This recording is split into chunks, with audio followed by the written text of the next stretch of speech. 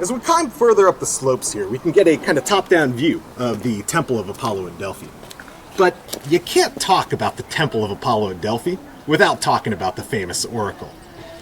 Now, it might surprise you to know that in a world dominated by men, the oracle was actually a woman, the high priestess of Apollo, also known as the Pythia, after the python that Apollo slew at this very site. And when I say high priestess, I mean high priestess. So she would have sat in the back of the temple in a room known as the Adyton, and this is the very spot above which the python plummeted into that crevasse, giving off those noxious fumes. There she would have sat on a bronze tripod, right? Again, a large bronze cauldron, 3 legs with it.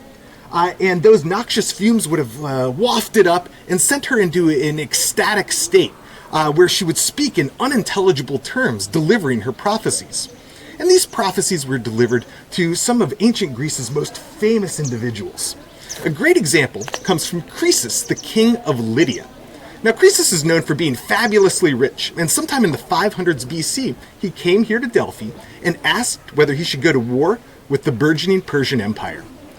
And the high priestess, or Pythia, gave her answer in the famously ambiguous way. She said, if you go to war, a great empire will fall. Now, Croesus took this to mean that, of course, if he went to war, it would be the Persian Empire that fell. But the answer, or the outcome, historically, was very, very different. He did go to war, but it was his own great empire, the Lydian Empire, that fell. Now, we also get a good chance here to look at the actual architecture or structure of the temple itself. And what we can end up seeing are the main components of a Greek temple. We've got the stylobate, or platform of the temple. We've got the peristyle, or the columns that surround it. We've got the pronaos, which is the entry vestibule at the far end down there. We've got the naos, or sanctuary, where the cult statue or physical embodiment of the god would have lived.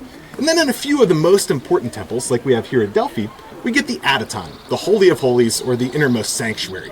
And here at Delphi, that's where the Pythia would have sat, wafting or inhaling these kind of noxious fumes and delivering her prophecies.